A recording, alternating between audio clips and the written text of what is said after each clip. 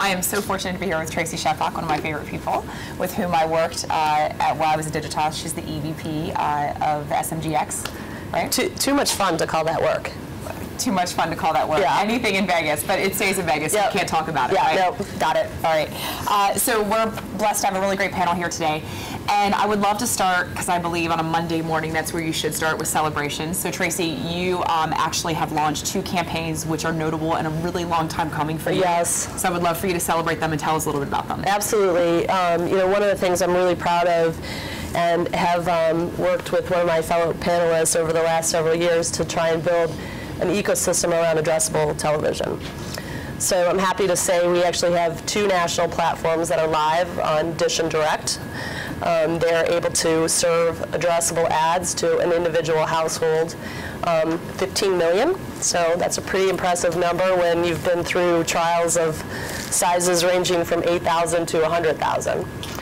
So our first campaign went live across both platforms with Allstate. And what's really exciting is it was new television creative, new TV money.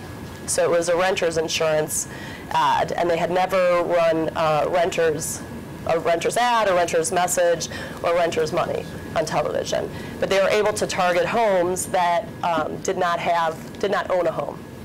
So it's very exciting that it was actually available on both platforms at a nice scaled level nationally. This week we launched Warby Parker. So Spark, one of the sister agencies of SMG, actually went out and pitched the Warby Parker business on the sole idea of addressable television, and won the business, and we are now running on both Dish and Direct with addressable campaign. So very exciting. So we spoke earlier, and I know that there's not sort of an EBIF or interactive component to those, and I read an interview with you, I think last week, on Ad Exchanger, about the fact that you said that interactive television is dead, but participation TV is alive and thriving. Yeah. So I would love for you to talk about the participation aspect and how that comes together with addressable in sort of the new world of television. Yeah. So it's been a drama-filled journey for interactive television. And, you know, not to, you know, kind of be sensationalistic about it, but the way that the industry has defined interactive television has really been set-top box or EBIF controlled. And I think Canoe's failure has basically taught us that that probably will not be the scaled way that a level of participation with television creative happens. So, you know, we're starting to shift our kind of mindset to two-screen, something that a lot of people have deemed as social television, which I think has a much bigger opportunity than just social. So the ability to have a participation layer through a second screen, whether it be your tablet, or your smartphone, or your computer. I mean, that's what's interesting, right? Because in the living room, it's not just a second screen. There's a third screen and a fourth screen, right? So fragmentation is a big challenge for advertisers, and actually getting and harnessing an approachable audience is a big challenge for second screen platforms. You're bullish on one player in particular, and I would love to hear why you're going big on second screen and how you're addressing that challenge of fragmentation for your clients. Absolutely. So I think, you know, it's early days in second screen, but boy, can it rush to market. So we're seeing, you know, apps coming out of the woodworks, whether it be Vigil or Into Now or Shazam, and all of the content providers either have their own for the network. I'm sure CBS has one, and then individual shows like Desperate Housewives. So you're just seeing it come out everywhere. The amount of meetings we're having to take to be able to stay on top of what two-screen is morphing into, you know, is quite overwhelming. But there's, you know, one player in particular that's coming to market relatively soon here, ZBox, that launched in the UK in November to some great success, which works across all of content, all of television content. It adds layers of social with connection to Facebook or Twitter. It also adds layers of commerce, deeper integration into things like IMDb and Wikipedia. So it's a really interesting idea where it's harnessing all these things that exist already into one app that connects with television. So ZBox launched in the UK with Sky, right? They had a partnership with Sky B. They took, I believe, a stake in them. The same is occurring, I don't know the specifics around the stake, but their partnership in the US and their launch is with Comcast, right?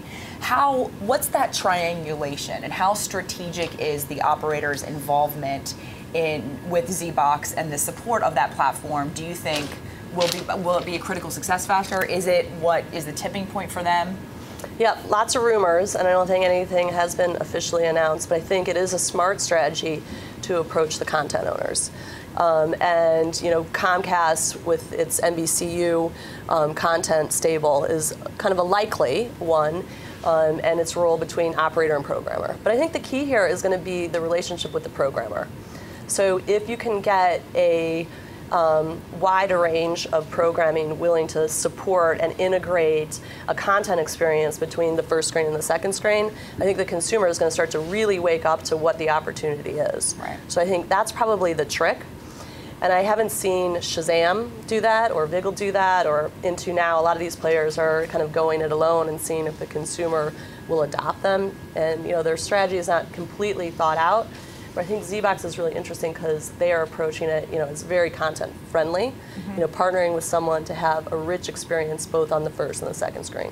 So what do you think, I mean, how does that affect the TV everywhere value proposition that has actually been a pillar for a lot of the operators to sort of, you know, sustain and minimize the actual cord cutting behavior? It was a great article I just read an Ericsson global report, and they didn't refer to as cord cutting, but the numbers actually should be called cord trimming, right? Because it's really not that substantial. And one of the ways they fought that with a TV everywhere value proposition that actually is useful and is a currency that users find valuable. I mean, how does that affect it? If they're going with a third party that is partnering direct with their content providers and other third party app providers, what does that put, if we take Comcast as the example, their Xfinity application on the second screen? Yep, good question.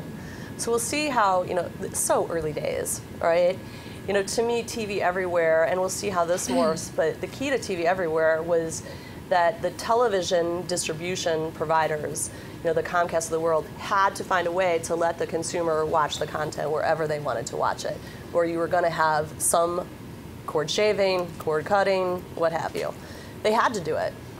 So we'll see where it starts to intersect. But to me, TV everywhere so far has been about how I can access my content on any device, not how my devices work together.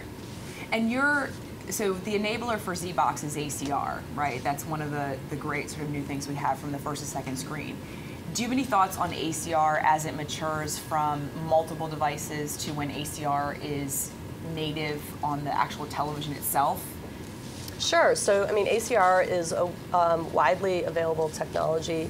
You know, one of the players that I follow is Civolution, who has licensed out the technology. So you see a lot of players using kind of that base level.